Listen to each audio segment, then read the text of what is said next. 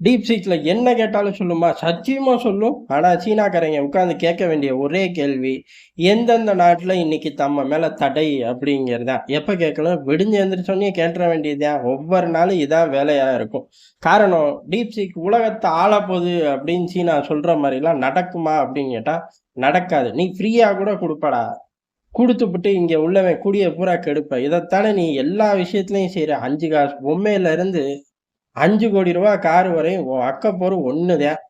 அப்ப புதுசா இந்த டிஜிட்டல் டெக்னாலஜில மட்டும் நீ என்ன செய்ய போற? இதே தான் பண்ண போற அப்படின்னு வரிசையா தடைகள் விழுகுது.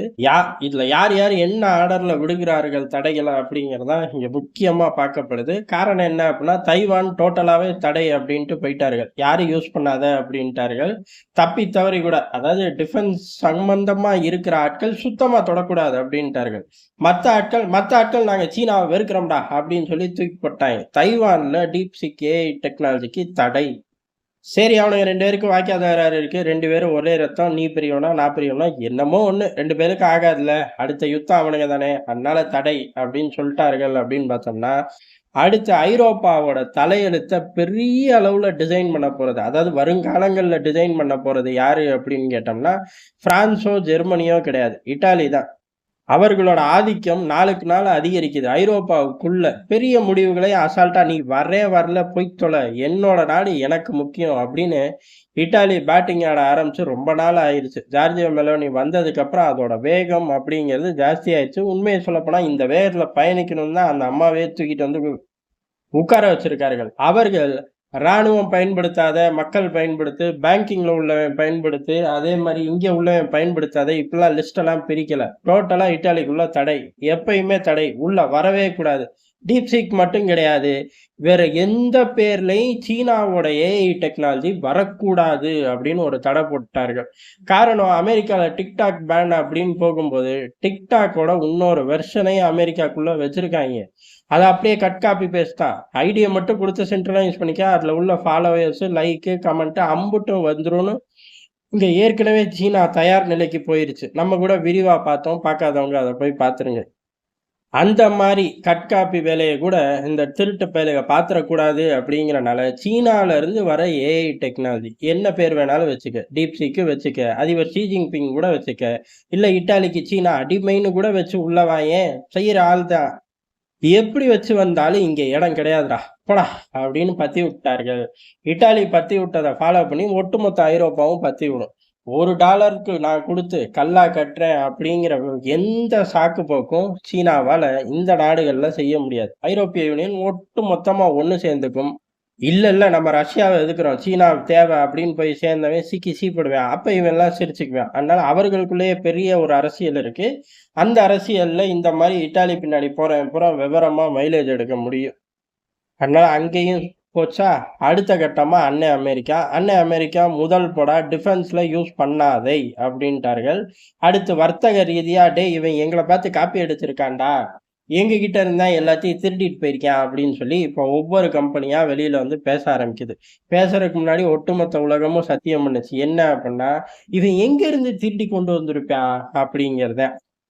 அதனால இது ஒரு பெரிய ஆச்சரியம் கிடையாது. ஆனா இது ஒரு மூவ் தான்.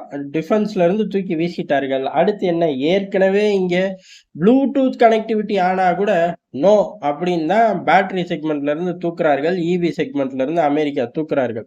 அப்ப இத மட்டும் மடியில வச்சு அழகா பார்க்க போறாங்க. இதையும் ஜோலிய முடிச்சு விட்டுருவாங்க. அமெரிக்கா முடிச்சதுக்கு அப்புறம் வேற யாரு முடிவுரை எழுதுறேன் அப்படின்னு பேப்பர் பேனா எடுத்தாலும் அமெரிக்கா பேப்பர் பேனாவ புடுங்க போறதில்ல. ரொம்ப ஈஸி. இப்பதான் மெயின் மேட்ரு. இந்தியாவுக்கு வந்தோம் அப்படின்னா, இந்தியா வெளிப்படையா சொல்லிருச்சு. இங்க பாரு அது ஒரு டெக்னாலஜி. அந்த டெக்னாலஜி இந்தியன் சிஸ்டத்தோட அடாப்ட் பண்றதுக்கு ஏற்பாடுகள் நடக்குது. அதே சமயம் அடாப்ட் பண்ணும்போது நம்ம சேஃப்டி அப்படிங்கிறது ஃபர்ஸ்ட்டு. அதே மாரி சர்வர் இங்க வரணும். அந்த சர்வர் எக்காரணம் கொண்டு சீனாவோட கனெக்ட் ஆகியிருக்க கூடாது. இதெல்லாம் சரி பார்க்கும்போது கரெக்டா இருக்கும் பட்சத்தில் டீப்சி இயங்கும். இல்லாட்டி இயங்காது அப்படின்னு சிம்பிளா சொல்லிட்டார்கள். மேல சொன்ன எந்த பாயிண்ட்டும் பொருந்தி வரப்போறதே கிடையாது.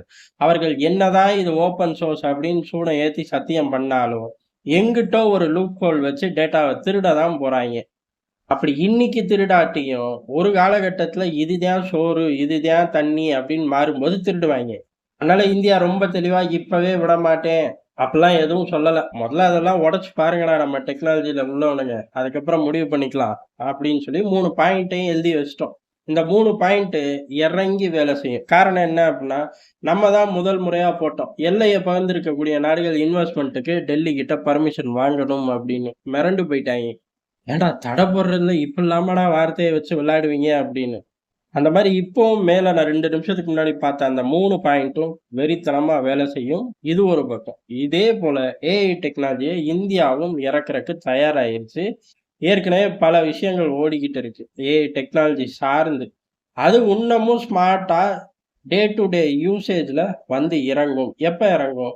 ஏறக்குறைய இன்னையிலிருந்து 6லிருந்து 8 மாதத்துக்குள்ள ப்ராடக்ட் நம்ம கைகள்ல இருக்கும். அதாவது இந்தியர்கள் கையில இருக்கும், உலகம் கையில இருக்கும். அதுக்கப்புறம் அதுல சாதக, பாதகங்கள், அதுல அப்டேட் என்னெல்லாம் வேணும், அத நோக்கி போவோம். சாதிக்கிறது இந்த யுபிஐ மாரி, அதுலயும் இந்தியா சாதிக்கும் அப்படிங்கிறது தான் டெல்லி ஆணித்தனமா நம்புது. காரணம் என்ன அப்புட்ன்னா, இப்போதைக்கு டீப்சி சாதிக்குது, சாதிக்கலைங்கிறத தாண்டி அவர்கள் யூஸ் பண்ணக்கூடிய அந்த காஸ்ட் தான் இங்க பேசப்படுது. அமெரிக்காவாகட்டும், அவர்கள் யூஸ் பண்ணக்கூடிய ஜிபியு, சீனா யூஸ் பண்ணக்கூடிய ஜிபியு, இதோட வேரியேஷன் தான் இங்க பெரிய அளவுல பேசப்படுது. அப்படி பார்த்தோம் அப்புட்ன்னா, இவனுங்க 2 பேருக்கும் மிடில் ஜோன்ல நம்மளோட காஸ்ட் இருக்கும் அப்படிங்கலாம். அமெரிக்கா ஹை, சீனா ரொம்ப லோ. America high ஒத்துக்கலாம். அவன் வெளிப்படையா இதான்டா போடா நான் இவ்வளோ செலவு பண்ணியிருக்கேன். இத காட்டிலும் 2 மடங்கு கூட குடுத்து என்ட்ட இருந்து பாதி டெக்னாலஜிய வாங்கிக்க அப்படிங்கிறது தான் அண்ணன் அமெரிக்காவோட புத்தி. சீனாவ பொறுத்தவரை கொஞ்சமா தந்தர்றேன். தந்துபுட்டு நீ செய்ற எல்லாத்தையும் நான் அங்க உட்கார்ந்து பார்த்துக்கிறேன்.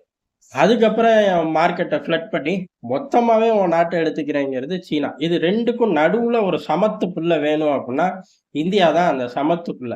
வேக்சின குடுத்துபுட்டு எந்த நாட்டையும் நம்ம கண்ட்ரோல் எடுக்க திட்டம் போடல. அதே மாரி வேக்சின் எனக்கு மட்டும் தான்னு வச்சுக்கிட்டு அல்சாட்டியமும் நம்ம பண்ணல. அதே மாரி இந்த வேக்சின் வேலை செய்யுது அப்படின்னு பொய் சொல்லியும் நம்ம விக்கல. அந்த மாரி வேக்சின்ல எவ்வளவு தூரம் மைலேஜ் எடுத்தோமோ, அதே போல இந்த ஏஐ டெக்னாலஜில இந்தியா மைலேஜ் எடுத்தே தீரும். உலகம் பூரா அடேங்கப்பா! டிஜிட்டல் பேமெண்ட்ல இந்தியா சாதிச்சு நிக்கிறாங்க. நம்ம இன்னும் ஃபர்ஸ்ட் ஸ்டெப்ப கூட ஏறல அப்படின்னு பேசுற மாரி, ஏஐல நம்ம எந்த ஸ்டெப்ல நின்னா என்ன? அவனுங்க முந்தி போயிட்டாங்கன்னு பேசக்கூடிய காலமும் வரும். இன்னைக்கு எப்படி நம்மகிட்ட அந்த ப்ராடக்ட் இல்ல, பாரத் பே வருது அப்படின்னு சொல்லும்போது, வரலேல்ல அப்படின்னு சொல்லக்கூடிய ஒரு பெரும் கூட்டம் இருக்கு. அந்த கூட்டம் அப்படியே நின்னு தொலையும். அத மாத்தவே முடியாது. அது ஏதோ ஒரு சாபக்கேடாட்டுக்கு அந்த காலத்துல இருந்து வெள்ளைக்காரன்ட்ட இருந்து வாங்கி தின்னது. இப்ப வெள்ளைக்காரன் வெளியில இருந்து குடுக்கும்போது வாங்கி திங்கிறது. இத தொடர்ந்து வெளியில இருந்து குடுக்கறத வாங்கி திங்கி பொழைக்கிறக்கே ஒரு கூட்டம் இந்தியாக்குள்ள காலங்காலமா இருக்கு. எவ்வளவு வருஷம்? ரொம்ப வருஷமாவே இருக்கு. இருந்துட்டு போகுது. அவர்களால இந்தியாவோட தலையெழுத்த மாத்த முடியாது. கூச்சல், குழப்பத்த தாண்டி ஒண்ணும் உருவாக்க முடியாதுங்கிறது தான். இது டெல்லிய யார் ஆண்டாலும் பொருந்தும். இந்தியாவோட தன்மை அப்படிங்கிறது அந்த மாரி எல்லாத்துலயும் முதல் இடத்துல ஏதோ ஒரு காலகட்டத்துல வந்து தான் நிக்கிறோம். இப்பயும் வருவோம். இந்த டெக்னாலஜி ஏஐ டெக்னாலஜி சார்ந்தும் வந்தே தீருவோம். பாரத் ஏஐயா வருதா? இல்ல வேற பேர்ல இறங்கி அடிக்கிறோமா? அப்படிங்கிறலாம் வரும் நாட்கள்ல கிளியரா தெரிஞ்சு போயிரும். நன்றி. வணக்கம்.